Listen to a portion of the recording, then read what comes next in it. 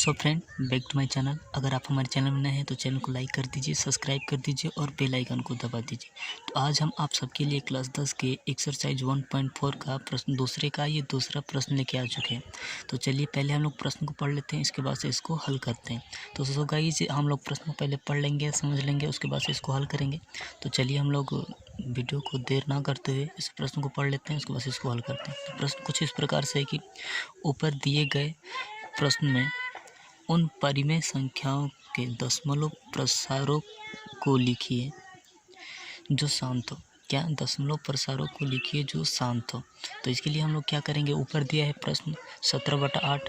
तो हम लोग क्या करेंगे, इसके लिए हम लोग का हो जाता है यहाँ पे कि 2m गुणे 5n हो जाता है। क्या होता है? 2m गुणे 5n हो जाता है। तो चलिए पहले हम लोग प्रश्न को लिख लेते हैं, अब इसको हल करेंगे। ठीक है, तो हम लोग लिखेंगे बराबर 17/8 लिख दिए। ये हो जाएगा हम लोग का अंश और ये हो जाएगा हर। क्या हो जाएगा? ये अंश हो जाएगा और ये हर हो जाएगा। तो इसमें हम लोग अंश को छोड़ देते हैं, हर का एलसीएम कर लेते हैं। क्या करते हैं? अंश को छोड़ देते हैं और हर का एलसीएम कर लेते हैं। तो सो गाइस, चलिए हम लोग यहाँ पे एलसीएम कर लेते हैं। तो अगर हम लोग 8 का एलसीएम करें तो जैसे में 8 हो गया, 8 का अगर हम लोग एलसीएम कर रहे हैं तो 2 से कटेगा। क्या है? 2 से या 5 से। ठीक है, तो 2 से कटाएंगे हम तो 4 दूनी का 8 हो जाएगा और 2 दूनी के 4 हो जाएगा, 2 एकम 2 हो जाएगा। तो ये कितना आ रहा है? 1 2 3, 3 बार आ रहा है। तो चलिए हम लोग लिख सकते हैं यहाँ पे, यानी 17 बराबर 17/8। फिर से लिखेंगे बराबर 17/2 की घात कितना है? 1 2 3। तो 3 लिख देंगे गुणे 5 की घात 3 लिख देंगे। ठीक है, अब इतना होने के बाद फिर से यहाँ लिखेंगे हम लोग बराबर, और फिर से हम लोग क्या करेंगे, ये हो जाएगा 17 और फिर से गुणे, और क्या हो जाएगा? 5 का वर्ग हो जाएगा, यानी कि 5 की घात 3 हो जाएगा बटा। अब हम लोग क्या करेंगे, फिर से लिखेंगे यहाँ पे 2 का घात 3 गुणे 5 की घात 3। ठीक है, तो अगर हम लोग करें यहाँ पे, अगर फिर से बराबर करें, अगर इस 5 का वर्ग क्या, 5 का घात 3 का क्या होगा वर्ग, तो यानी कि हम लोग का हो जाएगा कि 5 5 25, 25 5 125। तो क्या हो जाएगा हम लोग का? 17 गुणे 125। ठीक है, इतना होने के बाद अब हम लोग क्या करेंगे, अब ये है 2 की घात 3 और 5 की घात 3। तो इसमें अगर हम लोग गुणा कर दें तो 5 दूनी का 10 की घात 3। इतना समझ में आ गया? तो चलिए हम लोग इसको मिटा दे रहे हैं। अगर हम लोग इसको मिटा दें,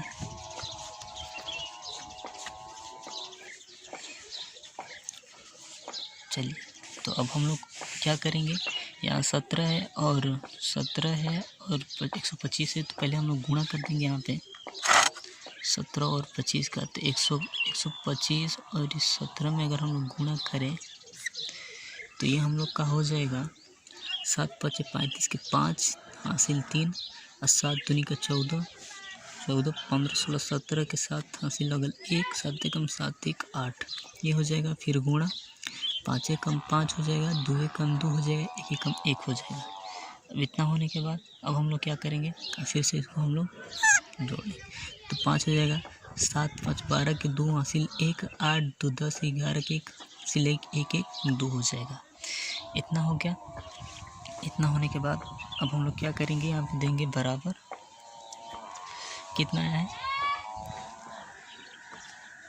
11 25 आया है, तो 21 25 आया, 21 और 25 लिख देंगे हम लोग। फिर से बटा में देंगे, अगर ये कितनी की घात है, 10 से 10 की घात 3 है, तो यानी कि 10 दहा में सही है, सही दहा में 1000 हो गया। तो हम लोग इसको क्या करेंगे, इसको अगर हम लोग कटा देंगे तो 1 2 3 है, तो फिर से बराबर लिख देंगे। ये संख्या कितनी है? 1 2 3। तो इधर से 1 2 3 कर देंगे, और जहाँ ये ख़त्म हो गया 1 2 3, जहाँ 0 ख़त्म हो गया वहाँ पे पॉइंट लगा देंगे। ठीक है, तो 2 और फिर से यहाँ 1 2 3, तो 1 2 3, तो 3 का आ रहा है इतने पे, तो 2 के बाद आ रहा है 0, एक फिर से आएगा, तो फिर से 1 2 5। यही हम लोग का आंसर होगा। तो काफ़ी ईजिली तरीके से आप सबको समझ में आ गया होगा। क्योंकि देखिए ये जो 3 जीरो इसको हम लोग कटा दिए तो 1 2 3 पीछे से गिनेंगे 1 2 3 वहाँ पे पॉइंट लगा देंगे, ठीक है।